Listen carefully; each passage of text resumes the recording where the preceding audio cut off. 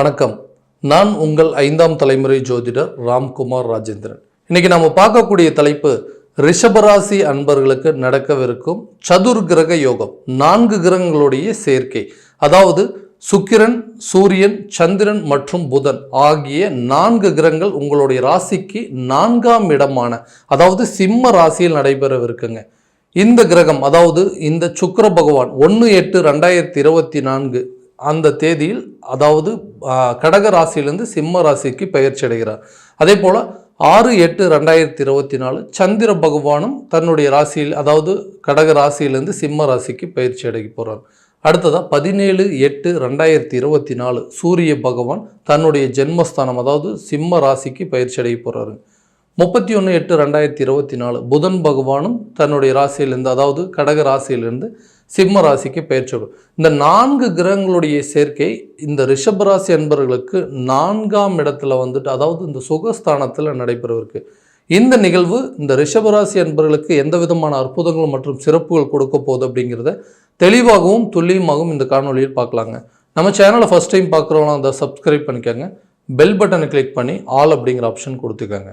So ரிஷபராசி அன்பர்கள் சுக்கிர பகவானை அதிபதியாக கொண்டவர்கள் எந்த ஒரு விஷயத்தையுமே ரொம்ப அடமெண்ட்டாக பிடிவாதமாக பிடிச்சு அந்த விஷயத்தை செய்து முடிக்கக்கூடிய நபர்கள். தனக்கு ஒரு விஷயம் சரின்னு பட்டுச்சுன்னா யார் தடுத்தாலும் அந்த விஷயத்தை பற்றி செய்யாமல் இருக்கவே மாட்டாங்க, கம்பல்சரி செஞ்சு முடிப்பாங்க. தனக்கு ஒரு விஷயம் தவறு அப்படின்னு தெரிஞ்சதுன்னா யார் சொன்னாலும் அந்த விஷயத்தை செய்ய மாட்டாங்க. ஸோ அந்த மாதிரி ஒரு குணாதிசயங்கள் கொண்ட இந்த ரிஷபராசி என்பவர்கள் சுக்கிர பகவானை அதிபதியாக கொண்டவர்கள். தனக்கு ஒரு விஷயம் எவ்வளோ எக்ஸ்பென்சிவாக இருந்தாலும் சரி, தனக்கு ஒரு பிடிச்சிருக்கு அப்படின்னு சொன்னால் கண்டிப்பாக அதை வாங்கி அளவு பார்க்கக்கூடிய நபர்கள். ஸோ இந்த நபர்களுக்கு கடந்த சில காலகட்டங்களாக பார்த்தீங்க அப்படின்னா அந்த வேலை ரீதியாக இருக்கக்கூடிய தடைகள் அப்படிங்கிறது ரொம்ப அதிகங்க. அதாவது ஒரு சரியான வேலை அப்படிங்கிறது எனக்கு அமையலைங்க. நிறைய இன்டர்வியூஸ் அட்டன் பண்ணிட்டேன், நிறைய வேலைக்கும் போயிட்டு வந்துட்டேன், ஆனால் அந்த வேலையில் எதுவுமே எனக்கு ஒரு ஒரு இம்ப்ரூவ்மெண்ட் அப்படிங்கிறதே இல்லாமல் இருக்குது. நானும் கஷ்டப்பட்டு தான் வேலை செஞ்சிட்ருக்கேங்க. அந்த வேலை எனக்கு பிடிக்காமல் இருந்தால் கூட இது ஜாயின் பண்ணிட்டுமே அப்படின்னு சொல்லிட்டு அந்த வேலையை கரெக்டாக செஞ்சு முடிக்கணும்னு முயற்சி பண்ணி கரெக்டான விதத்தில் செஞ்சிட்ருக்கேன். ஆனால் அந்த வேலை எனக்கு சுத்தமாக பிடிக்கவே இல்லை. ஏன்னா எனக்கு அந்த வேலைக்கு போகிறதுக்கே விருப்பம் இல்லாமல் இருக்குது. ஏன்னா தனக்குன்னு ஒரு விஷயம் பிடிச்சிருந்தால் மட்டும்தான் அந்த வேலையில் நிரந்தரமாக இருக்க முடியும். மற்றவங்க சொல்கிறாங்க அப்படிங்கிறதுக்காக அந்த வேலையில் சேர்ந்துங்க அந்த வேலையை சரியான விதத்தில் செய்து முடிக்க முடியாத நிலை அப்படிங்கிறது. இதனால் என்ன ஆகும் அப்படின்னா அங்கே வேலை செய்கிற இடத்துல தேவையில்லாமல் ஒரு கெட்ட பேர் அப்படிங்கிறது உருவாயிடுச்சு. எந்த வேலை உங்களுக்கெல்லாம் வேலைக்கு விருப்பம் இல்லைன்னா ஏன் இந்த வேலையெல்லாம் செய்கிறீங்க அப்படின்னு சொல்லக்கூடிய நிலைக்கு வந்துடுச்சு. ஏன்னா தான் படித்த படிப்புக்கு தகுந்த ஒரு வேலை கிடைக்கல. ஸோ நான் படித்தது ஒன்று, ஆனால் வேலை செஞ்சிட்ருக்கிற இடம் ஒன்றுங்க, படிப்புக்கு தகுந்த வேலை இல்லை, அதே போல் என்னுடைய திறமைக்கு தகுந்த ஒரு ஊதியம் இல்லை அப்படின்னு சொல்லிகிட்டு இருக்கக்கூடிய நபர்களுக்கு இந்த 4ஆம் இடமான சுகஸ்தானத்தில் நடைபெறவிருக்கும் இந்த 4 கிரகங்களுடைய பயிற்சி காலத்தில் உங்களுக்கு பிடிச்சமான ஒரு சில வேலைகள் கிடைக்கிறதுக்கான சூழல் அப்படிங்கிறது உருவாகுங்க. தனக்கு அதாவது தன்னுடைய உழைப்புக்கு தகுந்த சில ஊதியங்கள் அப்படிங்கிறது கிடைக்குங்க. அதே வேலை செய்கிற இடத்துல பதவி உயர்வுன்னு கூடிய ஒரு சம்பள உயர்வு அப்படிங்கிறது கட்டாயமாக கிடைக்கும். வெளிநாடு சம்மந்தப்பட்ட வேலையில் முயற்சி எடுத்துகிட்டு இருக்கிறவங்களுக்கு இந்த காலகட்டங்களில் நல்ல ஒரு பலன் அப்படிங்கிறது கொடுக்குங்க. கட்டாயமாக நீங்கள் ஃபாரின் போயிட்டு கொஞ்ச நாள் வேலை செய்யணுங்க, இங்கேயே வேலை பார்த்துட்ருக்கறனால எனக்கு பெரிய அளவில் இம்ப்ரூவ்மெண்ட் இல்லைன்னு யோசிச்சுட்டு இருக்கிறவங்களுக்கு இந்த காலகட்டங்களில் வெளிநாடு சம்மந்தப்பட்ட சில அனுகூலங்கள் அப்படிங்கிறது கிடைப்பதற்கான நிலை கட்டாயமாக உருவாக்கக்கூடிய சூழல் இந்த சதுர்கிரக யோகம் உங்களுக்கு உருவாக்கி தருங்க. அடுத்ததாக இந்த தொழில் ரீதியாக இருக்கக்கூடிய சிலது, அதாவது தொழிலில் நிறைய நஷ்டங்கள் அப்படிங்கிறது சந்திச்சாச்சுங்க, நிறைய ஏமாற்றங்கள் அப்படிங்கிறது சந்திச்சாச்சு. அதாவது மற்றவங்களுக்கு கொடுக்கக்கூடிய ஐடியா நல்ல விதத்தில் சக்ஸஸ் ஆகுதுங்க. ஆனால் அதே வேலையை நான் ட்ரை பண்ணுறேன், அதே பிஸ்னஸ் நான் பண்ணணும் அப்படின்னு நினச்சா அதை ஸ்டார்ட் பண்ணவே முடியாத ஒரு நிலை. யாருக்காவது ஐடியா கொடுத்தேன், நீ இந்த வேலையை செய்ய, இந்த பிஸ்னஸ் பண்ணிங்கன்னா உங்களுக்கு நல்லா இருக்கும் அப்படின்னு நான் சொன்னேன்னா உடனே அவங்க ஆரம்பிக்கிறாங்க, அதை வச்சு அவங்க பெரிய ஆளாயிடுறாங்க. ஆனால் அதே பிஸ்னஸை நான் ஸ்டார்ட் பண்ணணும் அப்படின்னு நினச்சேன்னா அதை ஸ்டார்ட் பண்ணுறதுக்கான சூழல் அப்படிங்கிறதே உருவாக மாட்டேங்குது. யாரும் நம்ப மாட்டேங்கிறாங்க. எதுக்குப்பா எவ்வளோ பெரிய ரிஸ்க் எடுக்கிற, இல்லை அதுக்கு தேவையான பணம் உனக்கு எங்கேருந்து கிடைக்கும், இப்போ உடனே கடன் வாங்க முடியுமா, உனக்கு பேங்க்கில் லோன் கிடைக்குமா அப்படின்னு சொல்லி ஏதாவது ஒரு விதத்தில் அந்த வேலையை அதாவது அந்த தொழிலை ஸ்டார்ட் பண்ண முடியாத அளவுக்கு தடைகள் அப்படிங்கிறது கொடுத்துட்டே இருக்காங்க. ஸோ இதனால் எனக்கே இருக்கக்கூடிய கான்ஃபிடென்ட் லெவல் அப்படிங்கிறது ரொம்ப குறைஞ்சிருச்சுங்க. ஸோ எப்போ தான் நான் ஆசைப்பட்ட மாதிரி ஒரு பிஸ்னஸை ஸ்டார்ட் பண்ண முடியும், அதுக்கு தேவையான சப்போர்ட் அப்படிங்கிறது ஒரு ஃப்ரெண்ட்ஸ் மூலமாக ஃபேமிலி மூலமாக கிடைச்சதுன்னா ரொம்ப நல்லா இருக்குமே யோசிக்கிறவங்களுக்கு இந்த காலகட்டங்களில் கட்டாயமாக தொழில் ரீதியாக எடுக்கக்கூடிய முயற்சி நல்ல ஒரு வெற்றி பலன் அப்படிங்கிறது கொடுக்குங்க. நீங்கள் புதுசாக ஒரு பிஸ்னஸ் ஸ்டார்ட் பண்ணுறதுக்கும் அதே போல் பழைய பிஸ்னஸில் இருக்கக்கூடிய லாஸை ரெக்கவர் பண்ணுறதுக்கான சூழல் அப்படிங்கிறது உருவாகும். யாரெல்லாம் உங்களுக்கு வந்து ப்ரெஷர் கொடுத்துட்டு இருந்தாங்க, தொந்தரவு பண்ணிட்டு இருந்தாங்க, அதாவது பார்ட்னர்ஸாக வந்து ஜாயின் பண்ணுறாங்க உங்கள் பிஸ்னஸில் என்னையும் சேர்த்திக்கங்க அப்படின்னு சொல்லி அந்த லாபத்தை மட்டுமே எடுக்கக்கூடிய நிலைக்கு யாரெல்லாம் யோசிச்சுட்டு வராங்களோ அவங்களெல்லாம் அவாய்ட் பண்ணிவிட்டு சொந்தமாக நீங்களே தனியாக ஆரம்பிக்கக்கூடிய ஒரு சூழல் அப்படிங்கிறது உங்கள் தொழிலில் ஏற்படுங்க. தொழிலில் இதுவரை இருந்து வந்த தடைகள் அனைத்தும் விலகப் போகுது. புதுசாக ஒரு பிஸ்னஸ் ஸ்டார்ட் பண்ணுறதுக்கான காலகட்டமாக இருக்க போது இந்த சதுர் கிரக யோகங்க. அடுத்ததான் இந்த திருமணம் சார்ந்த சில விஷயங்கள் தடைப்பட்டுட்டே இருக்குங்க.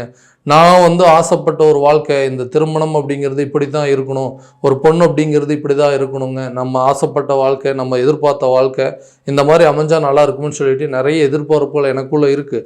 ஆனால் அந்த எதிர்பார்ப்புகள் பூர்த்தி பண்ணுற அளவுக்கு சரியான வரன்கள் அப்படிங்கிறது அமையலை. ஏன்னா திருமணம் அப்படிங்கிற ஒரு வாழ்க்கை காலத்துக்கும் வாழக்கூடிய பந்தங்கள். ஸோ அந்த பந்தம் அப்படிங்கிறது நல்ல விதத்தில் அமைச்சுக்குன்னு சொல்லிட்டு நிறைய நான் வந்து அதாவது வேண்டாம், அதை இது நான் நினச்ச மாதிரி அமையலின்னு சொல்லிட்டு நிறைய விஷயங்கள் அப்படியே தள்ளி தள்ளி போயிட்டுருக்குங்க. இந்த திருமணம் அப்படிங்கிறது நான் விருப்பப்பட்ட மாதிரி ஒரு வாழ்க்கை அமையுமா அப்படின்னு கேட்டிங்கன்னா கட்டாயமாக நீங்கள் எதிர்பார்க்கக்கூடிய அளவுக்கு சில வரன்கள் அப்படிங்கிறது உங்களை தேடி வருங்க.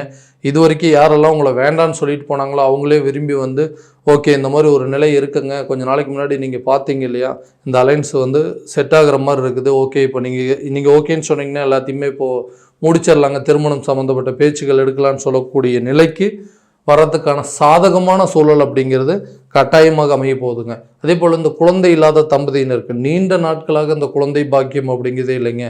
5-6 வருஷம் ஆச்சு திருமணமாய், போகிற இடம் வர இடமெல்லாம் நம்மளை நிறைய கேள்விகள் கேட்டாச்சு.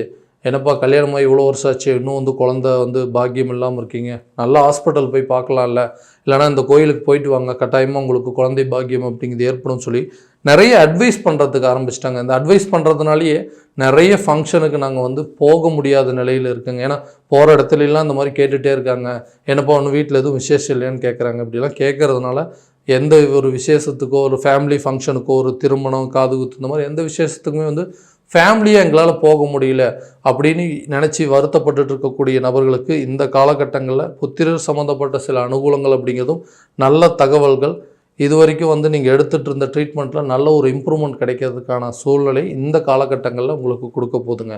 அடுத்ததாக இந்த வீடு வாங்கக்கூடிய யோகம், சொத்து பத்துக்கள், இழந்த சொத்துக்கள் வந்து திரும்ப எனக்கு கிடைக்குமா, நிறைய வித்தாச்சுங்க, இருந்தது எல்லாத்தையுமே, அதாவது ஒரு வண்டி வாகனமாக இருக்கட்டுங்க, ஒரு சொத்துக்கள், ஒரு இடமா இருக்கட்டும், ஒரு வீடு வாசலாக இருக்கட்டும், நிறைய விஷயங்களை நான் வந்து இழந்துட்டோம், கடன் அப்படிங்கிற ஒரு சூழ்நிலையால் எல்லாத்தையுமே இழக்கக்கூடிய நிலைக்கு தள்ளப்பட்டுட்டேன், நான் இழந்த சொத்துக்கள் எனக்கு மீண்டும் கிடைக்குமா, எனக்கு அந்த பாக்கியம் இருக்குது அப்படின்னு கேட்டிங்கன்னா கட்டாயமாக இந்த காலகட்டங்களில் அந்த சொத்துக்களுக்கு அதாவது திரும்ப வாங்கக்கூடிய முயற்சிகள் எடுக்கணும். அதாவது ஒரு சொத்தை வந்து அடமானம் வச்சுருப்பீங்க, ஒரு காரை வந்து சேல் பண்ணியிருப்பீங்க, அதே போல் ஒரு வீட்டை வந்துட்டு யாருக்காவது வாடகைக்கு விட்டுருப்பீங்க. இந்த டைமில் வந்துட்டு நீங்கள் சில முயற்சியெல்லாம் எடுக்கலாம். ஓகே, சொந்த வீட்டுக்கு மறுபடியும் திரும்ப போகிறதுக்கோ, இல்லை ஒரு புதுசாக அந்த வாகனம், அதாவது புது வண்டியை விற்றுட்டீங்க, அட்லீஸ்ட் செகண்ட் ஹேண்டாக ஒரு வண்டி வாங்க முடியுமா அப்படிங்கிறதும், இல்லை ஒரு இடம் வந்து விற்றுட்டாங்க, அந்த அமௌண்ட் இருக்குது, அட்லீஸ்ட் அதுக்கு பதிலாக வேறு எங்கேயாவது வாங்கலாம். இந்த காலகட்டங்களில் சில முயற்சிகள் நீங்கள் எப்படி எடுங்க. ஏன்னா அந்த சொத்துக்கள் அப்படிங்கிறது ரொம்ப முக்கியங்க. அதுதான் நமக்கு எல்லா விதத்துலேயும் ஒரு நல்ல அதாவது லைஃப்பில் வந்துட்டு எதிர்காலத்தில் அது ஒரு நல்ல ஒரு தேவை, நம்மளுடைய தேவையை பூர்த்தி செய்யக்கூடிய ஒரு நிலை அப்படிங்கிறது இருக்கும். ஸோ இந்த காலகட்டங்கள் இழந்ததை நினச்சி வருத்தப்பட வேண்டாம், மீண்டும் புதுசாக ஒரு முயற்சி பண்ணுங்கள். இந்த காலகட்டங்கள் நீங்கள் எடுக்கக்கூடிய முயற்சி நல்ல ஒரு பலன் அப்படிங்கிறது கொடுக்கும். ஏதாவது ஒரு விதத்தில் உங்களுக்கு நல்ல ஒரு சப்போர்ட் அப்படிங்கிறது கிடைக்கும். ஒரு பேங்க் லோனாக இருக்கட்டுங்க, இல்லை ஃப்ரெண்ட்ஸ் மூலமாகவோ, இல்லை ஃபினான்ஷியல் சப்போர்ட் அப்படிங்கிறது ஏதாவது ஒரு விதத்தில் உங்களுக்கு கட்டாயமாக சப்போர்ட் ஆகக்கூடிய நிலைக்கு உங்களுக்கு இருக்க போகுது. ஏன்னா இந்த சிம்மம், அதாவது சூரிய பகவான், அடுத்தது புதன், அதுக்கு அடுத்தபடியாக பார்த்திங்கன்னா இந்த சுக்கிர பகவான், இந்த கிரகங்கள் எல்லாம் வந்து இந்த ராசியில் வந்துட்டு போகும்போது உங்களுடைய ராசிக்கு 4ஆம் இடத்துல நடக்கும்போது உங்களுக்கு அந்த சுகஸ்தானத்தில் நடக்கிறதுனால நல்ல ஒரு மன நிம்மதி ஏற்படுறதுக்கு என்னென்ன நிலை இருக்கோ அதெல்லாமே கட்டாயமாக உங்களுக்கு ஏற்பட போகுதுங்க. அடுத்தது இந்த உடல் ஆரோக்கியம் ரீதியாக இருக்கக்கூடிய பிரச்சனைகள் அப்படின்னு சொல்லலாம். ஸோ ஒருத்தர் மாற்றி ஒருத்தருக்கு உடம்பு சரியில்லாமல் போயிட்டே இருக்குங்க. திடீர்னு எனக்கு உடம்பு சரியில்லை, இல்லை என்னோடய ஒய்ஃபுக்கு உடம்பு சரியில்லாமல் போகுது, அடுத்து என்னோடய குழந்தைங்களுக்கு இப்போ மாற்றி மாற்றி மருத்துவ செலவுகள் அப்படிங்கிறது வந்துகிட்டே இருக்குது. ஸோ இந்த மருத்துவ செலவுகள் வந்து விடுபட மாட்டோமா, இந்த உடல் ஆரோக்கியத்தில் நல்ல முன்னேற்றம் அடையாதுன்னு சொல்கிறவங்களுக்கு உடல் ரீதியாக இருக்கக்கூடிய பிரச்சனைகள் அப்படிங்கிறது கட்டாயமாக கொஞ்சம் கொஞ்சமாக தீரப்போகுதுங்க. அதாவது உடல் எதிர்ப்பு சக்தியை கூட்டுறதுக்கு என்னென்ன உணவுகள் எடுக்க முடியுமோ அதெல்லாம் கண்டிப்பாக எடுத்துக்கங்க. நல்ல ஆரோக்கியமான உணவு நீண்ட ஆயுளை கொடுக்கக்கூடியதுங்க. அடுத்தது இந்த கல்வி சம்மந்தப்பட்ட சில தடைகள், குழந்தைகளோட கல்வியில் நல்ல முன்னேற்றம் அப்படிங்கிறதே இல்லைங்க. ஏன்னா நாலேஜ் அப்படிங்கிறது நிறைய இருந்தாலுமே ஏதோ ஒரு விஷயத்தில் வந்து எஜுகேஷன் அப்படிங்கிறது தடைப்படக்கூடிய நிலைக்கு கொண்டு போகுது. அந்த ஃபீஸ் கட்ட முடியாத ஒரு சூழலோ, இல்லை வந்து அந்த குழந்தைங்களுக்கு வந்து கல்வியில் இன்ட்ரெஸ்ட் இல்லாமல் போகிறதுனால அந்த ஸ்கூலுக்கே போக மாட்டேங்கிறாங்கன்னு சொல்லக்கூடிய நபர்களுக்கு இந்த காலகட்டங்களில் கல்வியில் நல்ல ஒரு முன்னேற்றமும் நல்ல அறிவாற்றல் அப்படிங்கிறது பெருகும். ஏன்னா திடீர்னு வந்துட்டு ஞாபக சக்தியெல்லாம் குறைஞ்சிட்டே இருக்குங்க. சரியாக நைட்டு ஃபுல்லாக படிக்கிறாங்க, ஆனால் காலையில் எக்ஸாமில் எல்லாமே மறந்துடுறாங்கன்னு சொல்லக்கூடியவங்களுக்கு இந்த காலகட்டங்களில் அறிவு சார்ந்த அந்த புதனும் சூரியனும் ஒரு இடத்துல சேரும் பொழுதுங்க ஒரு ஆதித்ய யோகம் அப்படிங்கிறதே உருவாக்குங்க. அதே போல் கல்வியில் நல்ல ஒரு முன்னேற்றம், நல்ல சிந்தனை, அறிவாற்றல் உருவாக்கக்கூடிய காலகட்டமாக இருக்க போது இந்த சதுர்கிரக யோகம். அதே போல் இது வரைக்கும் இருந்து வந்த கடன் பிரச்சனைகள் அப்படிங்கிறது கொஞ்சம் கொஞ்சமாக தீருங்க. கடனை அடைப்பதற்கு எடுக்கக்கூடிய முயற்சிகள் ஏதாவது ஒரு விதத்தில் இருக்கக்கூடியது ஆல்ரெடி எல்லாத்தையுமே கொடுத்தாச்சுங்க, இதுக்கு மேலே ஒன்றுமே இல்லைன்னு சொல்லக்கூடியவங்களுக்கு உங்களுடைய நிலை தெரிஞ்சு உங்களுக்கு சப்போர்ட் பண்ணக்கூடிய காலகட்டமாக இருக்க போதுங்க. இந்த கடனில் இருந்து விடுபடக்கூடிய காலம், கொஞ்சம் கொஞ்சமாக உங்களுடைய கடன் சுமையை குறைக்கக்கூடிய காலகட்டமாக இருக்க போது இந்த சதுர்கிரக யோக காலம். இது வரைக்கும் நம்ம பார்த்ததெல்லாம் பார்த்தீங்கன்னா கோச்சார பலன்கள் மட்டும்தாங்க. இந்த பலன்கள் அனைத்தும் உங்களுக்கு நடக்கும் அப்படின்னா உங்களுடைய சுய ஜாதகத்தை முழுமையான விதத்தில் தெரிஞ்சுக்கிட்டு அதற்குண்டானபடி முயற்சி எடுத்தீங்க அப்படின்னா கண்டிப்பாக நல்ல ஒரு சக்ஸஸ் அப்படிங்கிறது கொடுக்குங்க. உங்கள் ஜாதகம் எங்கிட்ட பார்க்கணும் அப்படின்னு ஆசைப்பட்டீங்கன்னா கீழே இருக்க நம்பருக்கு காண்டாக்ட் பண்ணி அப்பாயின்மெண்ட் ஃபிக்ஸ் பண்ணிக்கோங்க.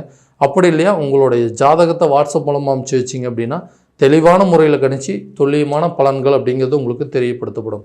மீண்டும் அடுத்த காணொலியில் உங்களை சந்திக்கும் வரை உங்களிடமிருந்து விடைபெறுவது உங்கள் ராம்குமார் ராஜேந்திரன். நன்றி.